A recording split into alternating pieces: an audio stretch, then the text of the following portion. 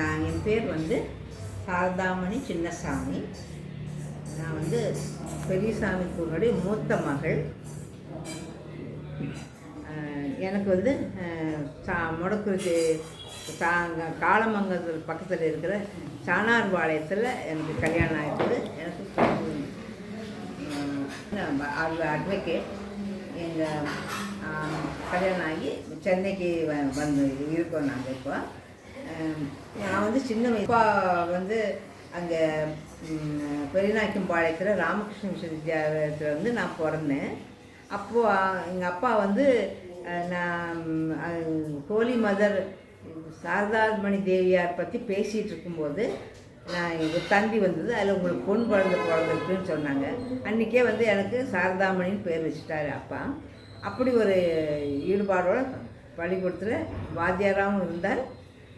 அப்புறம் ஹெட்மாஸ்டர் ஆனார். அப்புறம் அப்போ வந்து நிறைய பத்திரிக்கை வந்து கல்கி பத்திரிக்கை மட்டும் எங்கள் வீட்டுக்கு வரும். அதை மட்டும் நான் அப்போ படித்து 2ஆம் கிளாஸ் இருக்கும்போது கூட்டி படித்து இருப்பேன். அப்போ வந்து நிறையா பாரதியார் பாடலாம் பள்ளிக்கூடத்தில் சொல்லி கொடுப்பாங்க, அதெல்லாம் நாங்கள் பாடுவோம்.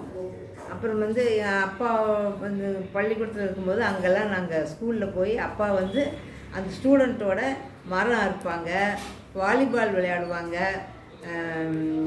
அவங்களோட வந்து விளையாட்டெல்லாம் பசங்களோடு சேர்ந்து விளையாடுவாங்க. அவங்க ஆச்சரியமாக இருக்குது எங்களுக்கெல்லாம் பார்க்குறதுக்கு. அப்புறம் வந்து ரொம்ப குழந்தைங்க அந்த ஸ்கூல் ஸ்டூடெண்ட்ஸுங்கள்லாம் ரொம்ப பிரியமாக அவங்கெல்லாம் அண்ணான்னு சொல்லிட்டு அவ்வளோ பிரியமாக பழகுவாங்க. எல்லாத்துட்டையும் அன்போடு அவங்க என்ன சின்ன தப்பு பண்ணால் கூட அதை வந்து அவங்கக்கிட்ட தனியாக கூப்பிட்டு இப்படி பண்ணக்கூடாதுப்பா அப்படி சொல்லி அந்த மாதிரி அவங்களெல்லாம் ட்ரீட் பண்ணி ஒரு வாத்தியார்னா எப்படி இருக்கணுமோ அப்படி இருந்தார். அதே மாதிரி தான் எங்கள் வீட்லேயும் எங்களையெல்லாம் வளர்த்த முறையும் அதே மாதிரி தான். தினமும் வந்து குழந்தைகளுக்கு கதையெல்லாம் சொல்லி நல்லதெல்லாம் சொல்லி இப்படி இருக்கணுங்கிறது மாதிரிலாம் சொல்லித்தான் அழகாக வளர்த்துனார். அப்புறம் நாங்கள் அவருடைய தமிழ் பணி தோன்றதுக்காக கலைக்கழிஞ்சி பணிக்காக சென்னை நாங்கள்லாம் வந்துட்டோம். என் தம்பி அப்போ 4 மாதத்து குழந்தை. நாங்கள் 4 பேரும் வந்து சென்னையில் இருந்தோம். அப்போது எங்கள் அப்பாவுக்கு வந்து இங்கே தமிழ் கலைக்கழிஞ்ச பணி அங்கே காலையில் போயிட்டா நைட்டு இரவும் போகலாம் அதே நினப்பு தான் செய்வார். அப்போ கூட வந்து சங்கீதம் பாட்டு கச்சேரி இதெல்லாம் வந்து அவர் மறக்கவே இல்லை, அதை பண்ணிக்கிட்டே இருந்தார். ராமகிருஷ்ண வித்யாலயத்தில் இருக்கும்போது அவரோட ஸ்டூடெண்ட் ஒருத்தர் வந்து அவர் வந்து நீங்கள் அண்ணாமலை யூனிவர்சிட்டிக்கு இந்த புஸ்தகத்தை நீங்கள் அனுப்பணும் பரிசுக்கு.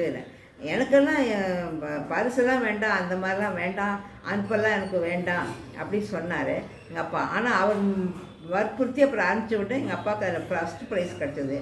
அந்த புஸ்தகத்தை எடுத்துகிட்டு சிவராமகிருஷ்ண பாகவதர் தான் எங்கள் அப்பாவுக்கு சங்கீதம் டியூன் பண்ணி கொடுக்குறது சொல்லி கொடுக்குறதெல்லாம் பண்ணுவார். அப்பாவுக்கும் தெரியும். 2 பேரும் போய் பழனி முருகன்ட்டு போனாங்க. போய் இப்போ சன்னதியில் இந்த பாட்டு புஸ்தகத்தை வச்சுட்டு ஒரு அர்ச்சனை தட்டும் கொடுத்து அந்த அர்ச்சகர்கிட்ட கொடுத்து நீங்கள் முருகனுடைய காலடியில் வச்சு கொடுங்க அப்படின்னு. சரின்னு எடுத்துகிட்டு போய் ஒரு காலடியில் அந்த புஸ்தகத்தை வச்சுட்டு அந்த அர்ச்சனையெல்லாம் பண்ணிவிட்டு பிரசாதம் கொண்டாந்து கொடுத்தாங்க. கொடுத்தோடனே எங்கள் சரிங்க அந்த புஸ்தகம் கொடுத்தனே அப்படின்னு. ஆமாம் கொடுத்தீங்க, நான் வச்ச பாதத்தில் வச்சுருக்கிறேன், எடுத்துகிட்டு போனால் அந்த பாதத்தில் அந்த புஸ்தகத்தை எங்கே தேடி இல்லை, புஸ்தகத்தை காணணும்னு சொன்னேன்னே வந்து சரி யார் என்னோட பாட்டை பாடுறாங்களோ ஆனால் முருகன் வந்து நான் பாடின பாட்டை ஏற்றுக்கிட்டார், அது போதும் எனக்கு அப்படின்ட்டு சந்தோஷமாக திரும்பி வந்துட்டாங்க. அது வந்து எங்ககிட்ட சொல்லவே இல்லை. எங்களுக்கெல்லாம் வந்து எனக்கு ஒரு 24 வயசு ஆகும்போது தான் எங்கள் அப்பாவே இந்த மாதிரி ஒரு விஷயம் நடந்ததுன்னு சொன்னார். அது வரைக்கும் அப்பா வெளியிடவே இல்லை. அப்போதே நான் கேட்டே இருப்பேன். நீங்கள் அப்பாவுடைய பாட்டை சில பேர் வந்து எல்லாம் பாடுவாங்க. அப்போல்லாம் அங்கே சிவராமகிருஷ்ண பாகவதர் அவருடைய பொண்ணு எல்லாம் வந்து அங்கே சென்னை வந்தபோது பாடினாங்க, கச்சேரியெல்லாம் வச்சாங்க. பட் எனக்கு வந்து அப்போல்லாம் நான் சின்ன வயசு ஒரு 7-8 வயசில் எனக்கு அவ்வளோ ஒன்றும் விஷயம் தெரியாது. பார்த்துட்ருப்பேன், வேடிக்கை பார்த்துட்ருப்பேன் பாடுறதையும் எல்லாம். அப்புறம் வந்து வசந்த கோகிலம் அவங்களாம் வந்து பாடுவாங்க. எம்எஸ் சுப்புலக்ஷ்மி, எம்எல் வசந்தகுமாரி இவங்ககிட்டலாம் வந்து அப்பாவோட பாட்டை எல்லாம் பாட ஆரம்பித்தாங்க. நிறைய பேர் அப்புறம் கொஞ்சம் கொஞ்சமாக பாடினாங்க. அப்பா வந்து அங்கே கோயம்புத்தூர் இருக்கும்போது காலச்சக்கரம் அப்படிங்கிற பத்திரிகையிலாம் ஆசிரியராக இருந்தார். மாணவ பருவத்தில் அவர் படிச்சுட்டு இருக்கும்போது பித்தன்கிற புஸ்தகம் அவங்க வச்சுட்டு அச்சுட்டு அவங்களே வெளியிட்டாங்க. அதுக்கு வந்து ஒரு ஒரு பித்தன் ஒரு பத்திரிக்கை நடக்கணுன்னா ஒரு ஜட்ஜிகிட்ட போய் பர்மிஷன் வாங்கணும். அப்போ போகும்போது அப்பா கேட்டாங்கன்னா, நீங்கள் வந்து பித்தன்னா என்ன அர்த்தம் அப்படின்னு கேட்டாங்க. என்ன சொல்ல போகிறாரோ அப்படின்னு என்ன இந்த தேசபக்திக்காக விடுதலை வேணுங்கிற இதுக்காக அவங்க பித்தன் வச்சுருக்குறாங்கன்னு சொன்னால் ஜட்ஜ் அந்த பத்திரிகை நடத்த விட மாட்டார். அதனால் என்ன பண்ணாங்கன்னா, பித்தன்கிறது சிவபெருமானுடைய இன்னொரு பெயர், பித்தா பரேசூடின்னு பித்தன் பேர். அப்படின்னா சரி ஜட்ஜு சொல்லிட்டு அது புத்தகத்தை அலோவ் பண்ணிட்டாங்களாம். அதான் அப்பா வந்து 2-3 பேர் சேர்ந்து அந்த பத்திரிக்கை ஆரம்பித்து அது கையெழுத்து பிரதி நடத்திட்டு இருந்தாங்க. அப்புறம் வந்து நாங்கள் அதெல்லாம் வந்து அப்புறம் அதுக்கப்புறம் தான் இதுக்கெல்லாம் போயிட்டாங்க. சென்னை வந்து கலைக்கழிஞ்சு படிக்காக இங்கே வந்துட்டோம். நான் நிறையா கச்சேரிக்கு இதுக்கெல்லாம் போவோம். நிறைய குழந்தைகளுக்கு ரொம்ப அழகாக ஆல் இண்டியா ரேடியோவில் குழந்தைகளுக்கு கதை சொல்வார். அப்போது நானும் கூடவே தான் போவேன். கதை சொல்லும்போது குழந்தைகளுக்கு அது எந்த ஒரு கதை சொன்னாலும் ஒரு நீதி இருக்கும்.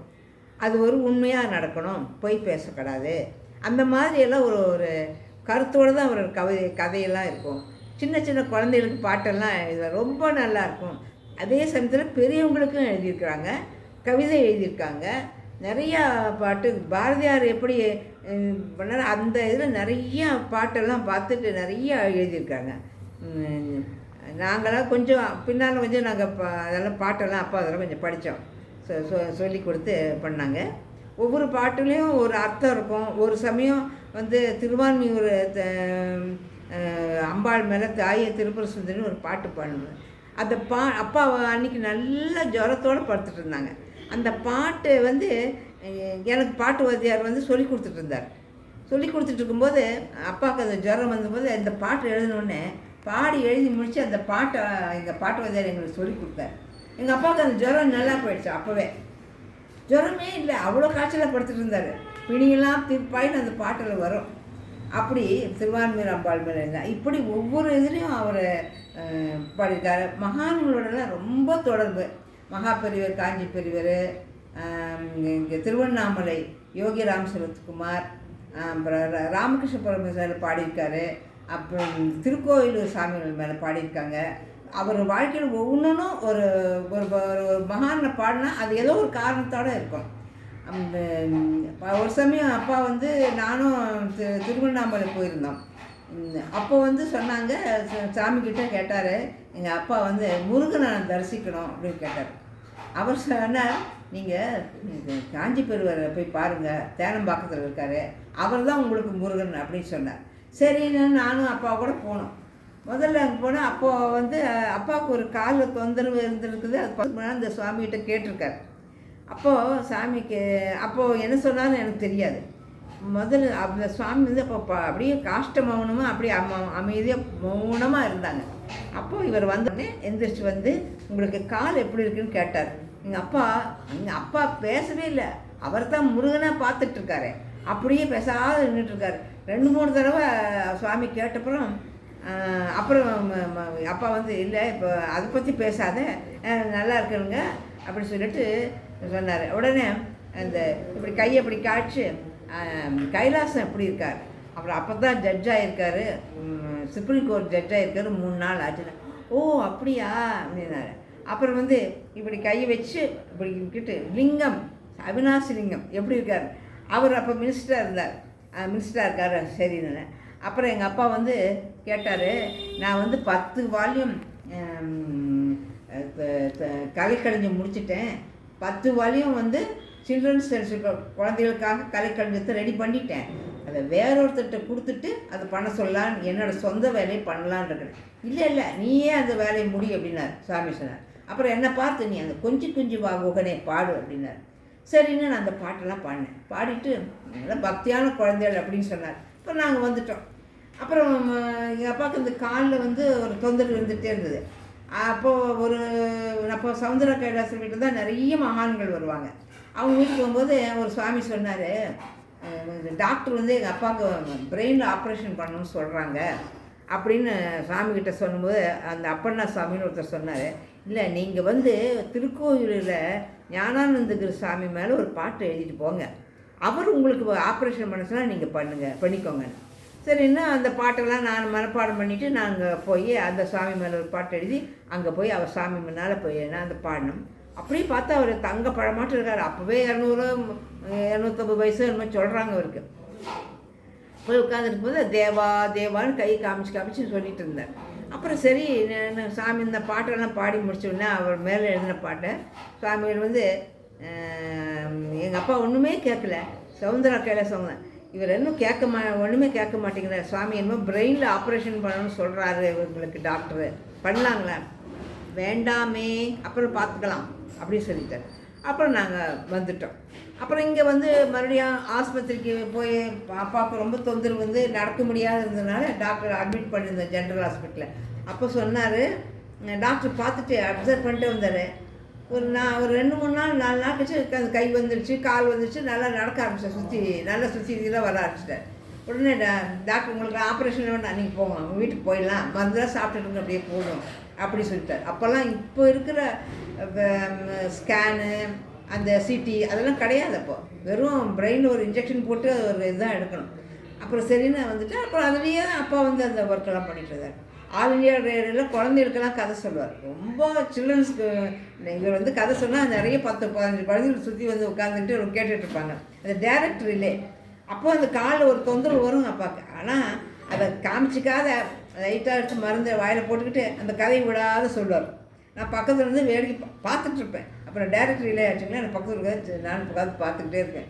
நானும் உட்காந்து கதையை கேட்டுருப்பேன். ஒவ்வொரு கதை சொல்லும்போதும் அந்த குழந்தைகளுக்கு ஒரு நல்ல எண்ணம், நல்ல உண்மை பேசணும், பொறுமையாக இருக்கணும், பெரியவங்ககிட்ட பக்தி இருக்கணும், இந்த எல்லா அனிமல்களுக்கு எல்லாம் பிரியமாக இருக்கணும். அந்த மாதிரி ஒரு இதில் தான் கதையெல்லாம் இருக்கும். எல்லா கதைகளும் அந்த மாதிரி தான் இருக்கும். அப்புறம் பெரியவங்களுக்கு நிறைய எழுதியிருக்காங்க. அப்புறம் ரேடியோவில் நிறையா அப்பாவுடைய ட்ராமாலாம் டைரெக்டாக ஒளிபரப்புவாங்க. அது நிறைய ஆதியத்தி நிறைய கதைகள் வந்து ட்ராமாவாக வந்திருக்குது. அப்போ நிறைய வந்து இந்த பழைய ஓலைச்சுவடியிலெல்லாம் இருக்கிற ஏதோ சில பாட்டெல்லாம் எடுத்து தொகுத்து அதெல்லாம் புஸ்தகமெல்லாம் போட்டிருக்காரு. அப்புறம் பண்ணாராய்ச்சியில் தமிழ் சீசகத்தில் அப்போ இசைப்பேரஞ்சர் பட்டம் கொடுத்தாங்க. அப்போ வந்து இதெல்லாம் அப்பாவுடைய காதல் இந்த முருகன் மேலே ஒரு முருகனுடைய கல்யாணத்தை பற்றி ஒரு பாட்டு, ஒரு டான்ஸ் ட்ராமா எழுதினாங்க. அதை என்னோடய ஃப்ரெண்டு சாந்தா தரஞ்சேன்னு அவங்க பண்ணினாங்க. அதை அந்த டான்ஸ் ட்ராமா பண்ணி அது உலகமெங்கமாக அவங்க நிறையா முறை பண்ணிட்டாங்க. அது ரொம்ப நல்லா பண்ண மாதிரி அப்பா தொடாத ஒரு விஷயமே இல்லை. சங்கீதத்திலும் சரி, இலக்கியத்திலும் சரி, சயின்ஸு, எல்லா விதத்துலையும் எப்படி இவருக்கு இத்தனை விஷயம் தெரிஞ்சு பண்ணாருன்னு எங்களுக்குலாம் ரொம்ப ஆச்சரியமாக தான் இருக்கும். எந்த சப்ஜெக்ட் கேட்டாலும் சொல்லுவார், இப்படி இருக்கணும் அப்படிலாம் சொல்லுவாங்க. எதுலேயும் ஒரு குழந்தைய அவர் பேசும்போது குழந்தையாகவே இருக்கும். நாங்களாம் ரொம்ப அப்பாட்டு தான் வந்து எல்லாமே கேட்போம். அப்பா இது இப்படி பண்ணலாமா, அப்படி பண்ணலாமா, இது பண்ணலாமான்னு எல்லாம் எந்த விஷயத்துலையும் அது தெரிஞ்சு வச்சுக்குவார். ரொம்ப ஒரு எங்களுக்கெல்லாம் வந்து அப்போது வந்து தெரியல. நாங்கள் ஸ்கூல் போவோம், படிப்போம், பண்ணுவோம். பரீட்சையை பற்றி நாங்கள் கவலையப்பட மாட்டோம். நல்லா சந்தோஷமாக, ரொம்ப ரொம்ப சந்தோஷமாக இருந்தோம். அப்போ வந்து தினம் அப்பா வந்து ஒரு கதை சொன்னால் தான் நாங்கள் அந்த சாப்பிடும்போது நைட்டு ஒரு கதை சொல்லுவார். அந்த கதையை கேட்டுட்டு என்னம்மா இந்த கதையிலேருந்து நீங்கள் கற்றுக்கிட்டீங்க, என்ன தெரிஞ்சுக்கிட்டீங்கன்னு கேட்பாங்க. அப்போ நாங்கள் சொல்லுவோம், இந்த வந்து பாவம், இந்த புறாவும் பாவம் கீழே விழுந்து இறந்து போச்சு பாவம் அப்படின்னு. அது அப்பா வந்து ஒரு குறிப்பு எழுதி, எப்போ பார்த்தாலும் டெய்லி ஒரு குறிப்பு எழுதுவார். அந்த குறிப்பில் வந்து சாரதா பாவம்னு சொன்னால் அந்த புறா இறந்ததை பற்றி ரொம்ப வருத்தப்பட்டா அப்படின்னு எழுதியிருக்காங்க. அந்த மாதிரி எல்லா இன்சிடென்ட்ஸையும் எழுதுவாங்க. என் பையன் வந்து ஒரு பீச்சுக்கு போகும்போது அந்த மணல் வந்து காலை மூடி மறைஞ்சு போச்சு. அதை பார்த்துட்டு எங்கள் அப்பா அது ஒரு பாட்டு எழுதினார். இந்த மாதிரி அந்த பாட்டில் வரும் அந்த வேர்ட்ஸ் எல்லாம். மணல் வந்து மறைக்கும், அது பிரிச்சுட்டு போகும். அதெல்லாம் வச்சுட்டு அப்பா வந்து முருகன் மேலே ஒரு பாட்டு எழுதினாங்க. ரொம்ப என் பையன் வந்து ரொம்ப அப்பா தாத்தா மேலே அப்படி ஒரு பிரியம் வந்து தாத்தாவுக்காக ஏதாவது பண்ணணும் அப்படிங்கிறதுக்காக அந்த நூற்றாண்டு விழாவை ஏற்பாடு பண்ணி அதை வந்து ரொம்ப நல்லா சிறப்பாக நடத்திக்கிட்டேன். காலையிலேருந்து சாயந்தரம் வரைக்கும் அப்பா ஒவ்வொரு சப்ஜெக்ட்லேயும் இப்போ கீர்த்தனையாக கதை கட்டுரை அப்புறம் அவருடைய ஒவ்வொரு சப்ஜெக்ட் பற்றி ஒவ்வொருத்தரையும் பேச சொல்லி ஒரு நாள் முழுக்க அந்த விழாவை நடத்தினாங்க. நூற்றாண்டு விழாவை பிரமாதமாக நடத்தி முடித்தாங்க. அப்போ தான் அப்பாவுக்கு வந்து இந்த அப்பாவோட புஸ்தகமெல்லாம் தேச உடைமையாக பண்ணியிருந்தாங்க. அந்த பணம் எல்லாம் போட்டு பப்ளிக் பண்ணி வச்சு பிரமாதமாக நடத்தி முடித்தாங்க. ரொம்ப சின்சியராக ரொம்ப நல்லா பண்ணினாங்க. எல்லோரும் எங்கள் குடும்பம் ஃபுல்லாக ஒத்துழைச்சி ரொம்ப நல்லா பண்ணினாங்க. தங்கச்சி மகன் எல்லோரும் ரொம்ப நல்லா இருந்து சிவகுமார், அந்த மீனாட்சி சுந்தேஷன், அருண்குமார், எல்லாம் ஷியாம் சுந்தர், இங்கே எல்லாருமே சேர்ந்து ரொம்ப அழகாக எல்லோரும் நடத்தி கொடுத்தாங்க. அந்த விஷயத்தில் எங்களுக்கெல்லாம் ரொம்ப சந்தோஷம். அப்படி நடந்ததுங்க. ஒவ்வொரு விஷயமும் இப்படியே தான் நடக்கும். எதுவுமே எனக்கு நான் வந்து சென்னையில் இருக்கும்போது அப்பா கூட கல்யாணமாகி எனக்கு பையன் 5 வருஷம் கழிச்சு பிறந்தான். பிறந்தப்புறம் அந்த 5 மாதம் குழந்தைய எடுத்து தான் நீங்கள் வந்து தனியாக இப்போ போகக்கூடாது. மாமா வந்து நீங்கள் மாதம் 500 சம்பாதிக்க நிச்சயமாக கிடைக்கலனா தான் நீங்கள் தனி கொடுத்துட்டு போகணும். ஏன்னா வக்கீலாக ப்ராக்டிஸ் பண்ணியிருந்தேன். அப்போது சரி இவனுக்கு 500 வர ஆரம்பிச்சிச்சா சரி தனி கொடுத்துட்டு போனேன். 5 மாதம் குழந்தைய எடுத்துகிட்டு தனி கொடுத்துட்டு போனேன். அது பக்கத்துலேயே இருந்தேன் அப்பாக்கிட்ட. எப்போ இருந்தாலும் அப்பா கூடவே போவேன். ஒரு கச்சேரிக்கா ஒரு ஸ்பீச்சஸ்ஸு அவர் நடத்துகிற விழா எந்த இதுக்கும் நான் துணை. எங்கள் அப்பாவுக்கு எனக்கு இந்த கால் தொந்தரவு இருக்கிறதுனால நான் கூட துணைக்கு போவேன். அப்படி நடந்துட்டு வருவார். ஆஃபீஸ்லேருந்து பீச்சில் ஒரு தினம் ஒரு சாயந்தரம் நடந்து வருவார். நடந்து வந்துட்டு ஒரு இடத்துல வந்து உட்காந்துக்குவார். அப்போ தொந்தரவு இருந்ததுன்னா அப்படியே அப்புறம் மருந்து சாப்பிட்டு அப்படியே ரெடி ஆனோடனே அப்புறம் வீட்டுக்கு கிளம்பி வருவாங்க. ரொம்ப ஸ்டாப்பாட்லேயும் ரொம்ப கரெக்ட். அது லைட்டாக டீ வந்து லேசாக போட்டு ஒரு டம்ளர் டீ தான் கொடுப்பாங்க. ஒரு 2 பாரி பிஸ்கட் 1 2 அதுக்கு மேலே எடுக்கவே மாட்டாங்க. சாப்பாடு ரொம்ப ஸ்ட்ரிக்டாக கரெக்டாக தான் இருக்கும். பிடிச்சா கூட கொஞ்சம் ஒரு ஸ்பூன் அப்படி தான் பாயசம் பண்ணி எடுத்துப்பாங்க. எந்த சுகரோ ப்ரெஷரோ எதுவுமே கிடையாது. இருந்தாலும் அந்த ஒரு எல்லாத்தையும் ஒரு ஒழுங்கு இருக்கும். ஒரு ட்ராயர் ஒரு ட்ராயர் எடுத்தால் இந்த மூலையில் இந்த பேனா இருக்குது எடுத்துகிட்டு வேணால் கரெக்டாக அந்த இடத்துல வச்சுருப்பார். அந்தந்த சாமான் அந்த இடத்துல அவர் கரெக்டாக வச்சுருப்பார். அப்படித்தான் அவர் பண்ண அவர் புஸ்தகத்தை பற்றி அவருடைய புஸ்தகத்தில் இந்த பாராட்டு அது எல்லாம் ஒழுங்காக வச்சுருந்தனால தான் அந்த புஸ்தகம் எங்களால் போட முடிஞ்சுது. அதெல்லாம் கரெக்டாக எடுத்து வச்சுருந்தேன். அதனால தான் எங்களுக்கு வந்து எல்லாமே பண்ண முடிஞ்சுது. பன்னாராய்ச்சியில் தமிழ் சீசகத்தில் அங்கே போய் இருந்து எல்லாத்தையும் பன்னாராய்ச்சி பற்றி புஸ்தகம் போட்டு அது பண்ணுன்னா நம்ம அந்த காலத்து தேவார பண்ணெல்லாம் இருக்கு பாருங்களா. தேவாரத்தில் வரும் நிறையா அந்த பண்ணை பற்றியெல்லாம் ஆராய்ச்சியெல்லாம் பெரிய அறிஞர்கள்லாம் வச்சு நடத்துவாங்க. அதுன்னு அப்பா இருந்து தலைமை எடுத்து அதெல்லாம் பண்ணி புஸ்தகமெல்லாம் ஒன்று போட்டாங்க. அப்படி அவர் தொடாத சப்ஜெக்டே இல்லை. குழந்தைகளுக்கு கதைன்னா குழந்தைகளுக்கு கதை, பெரியவங்களுக்கு கதை, நாவல் ஒன்று தான் அப்பா எழுதுகிறேன். அப்புறம் ஒரு ஜூடி அண்ட் லக்ஷ்மின்னு ஒரு இங்கிலீஷ் புஸ்தகத்தை அதை தமிழ் படுத்தினார், மொழிபெயர்த்திருந்தார். அது மாதிரி 2-3 இதெல்லாம் பண்ணியிருக்காரு, மொழிபெயர்ப்பும் பண்ணியிருக்காரு. இந்த மாதிரி எங்ககிட்டலாம் ரொம்ப பிரியமாக இருப்பார். கோவச்சுக்குமே நம்ம ஏதாவது நான் சின்ன வயசில் எங்கள் அம்மாட்ட கொஞ்சம் எதிர்த்து பேசுனா கூட இதை நான் தனியாக கூப்பிட்டுட்டு போய் அம்மாட்ட நீ இப்படிலாம் பேசக்கூடாது, ஏன்னா நீ மூத்த பொண்ணு, உன்னை பார்த்து உன்னை தகச்சியெல்லாம் பழகிக்குவாங்க, நீ வந்து அம்மாவிட்ட சண்டையெல்லாம் போடக்கூடாது, எதிர்த்தெல்லாம் பேசக்கூடாது, அம்மாவுக்கு தெரிஞ்சது அம்மா சொல்லுவாங்க, நீ கேட்டுக்கணும். சரிங்கப்பா நான் அழுதுட்டேன் இப்படி சொல்லிட்டாங்களே அப்படின்னு சொல்லிட்டு அப்புறம் அந்த மாதிரி எங்களை வந்து ஒரு எப்படி ஒரு குழந்தைய வளர்த்தணும் அப்படிங்கிறது எங்கள் அப்பா தான் உதாரணம். அவ்வளோ பொறுமை. ஆஃபீஸில் எத்தனை விதமான பிரச்சனைகள் இருக்கும், நிறைய பிரச்சனை அப்பா ஃபேஸ் பண்ணியிருக்காங்க. அப்போ கூட பொறுமையாக இருந்து அமைதியாக இருந்து அது ஒன்றையும் சால்வ் பண்ணியிருக்காங்க. அது வந்து அவருக்கு அப்பாவுக்கு வந்து அந்த முருகன் அருள் பெரிய அருளெல்லாம் கிடைச்சதுனால தான் அதை பண்ண முடிஞ்சுது. நிறைய விஷயங்கள் அது மாதிரிலாம் பண்ணியிருக்காங்க. இந்த சாகித்ய அகாடமி பரிசு எல்லாத்துக்கும் அப்போல்லாம் வந்து நிறைய பரிசு வாங்கியிருக்காங்க. தமிழ் செல்வர் பட்டம், தருமபுரம் ஆதீனம், அந்த மாதிரி எல்லா இடத்துலையும் வந்து சென்னையிலேயும் நிறையா குழந்தை எழுத்தாளர் மாநாட்டில் அப்பா வந்து இதை இருந்திருக்காரு.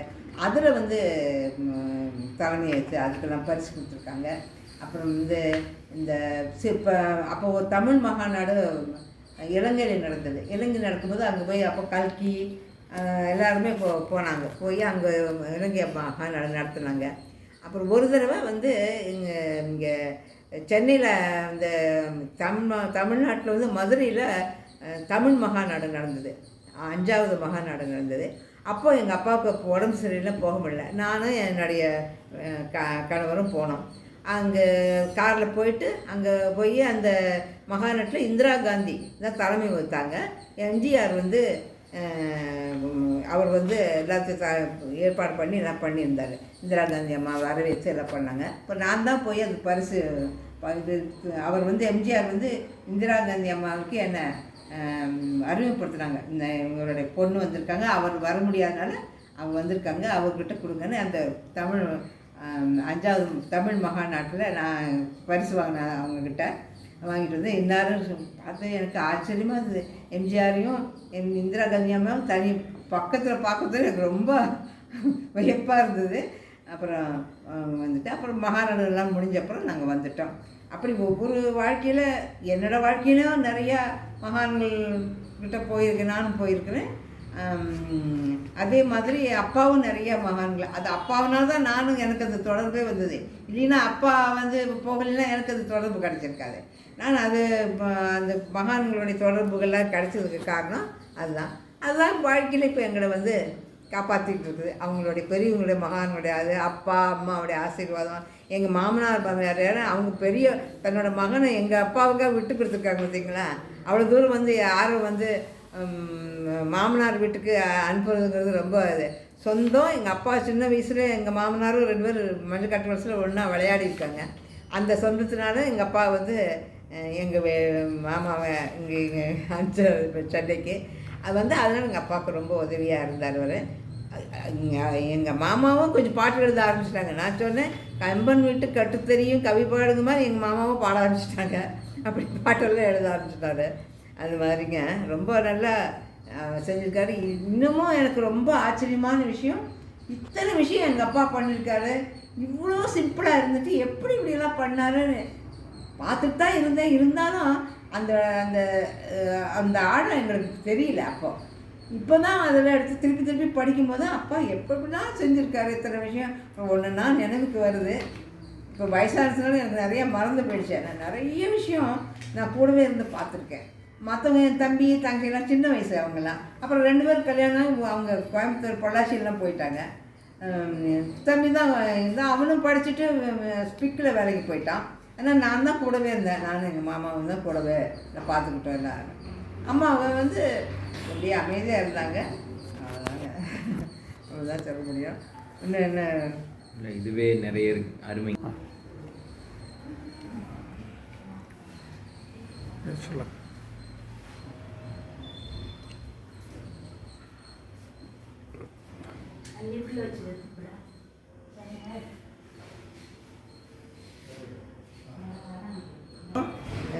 தங்க 2 பேர் விஜயவதி வசந்தா. இது அப்பா இறந்தப்பறம் ஒரு நினைவு நாள் கொண்டாடினாங்க. அப்போ நாங்கள் பாடினது கச்சேரி, இந்த கச்சேரி.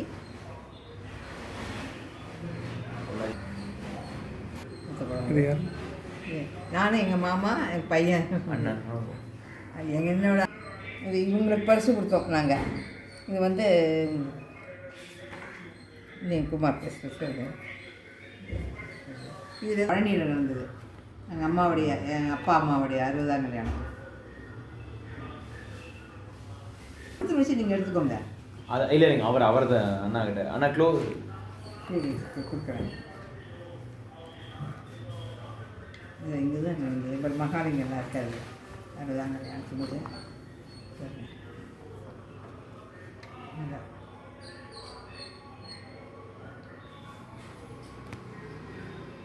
இங்கே எல்லாம் இருக்குமாங்க. இங்கே இருக்குது.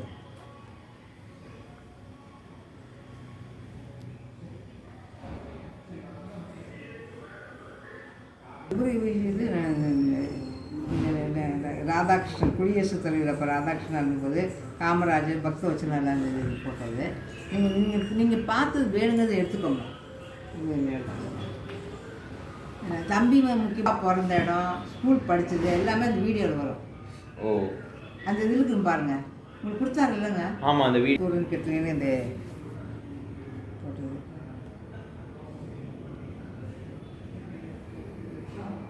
முன்னால் எழுதின போட்டு நாங்கள் அப்புறம் வந்து எப்போ எழுதியாச்சுங்க. நான் 43ஆம் வருஷத்துலேருந்து எழுதுன எங்கள் அப்பாவை இது வந்து அப்புறம் என் தம்பி இதை போட்டான், இந்த புஸ்தகத்தை போட்டாங்க. நிறைய புஸ்தகம் தமிழிசை சங்கத்துலேருந்து நிறைய புஸ்தகம் கீர்த்தனை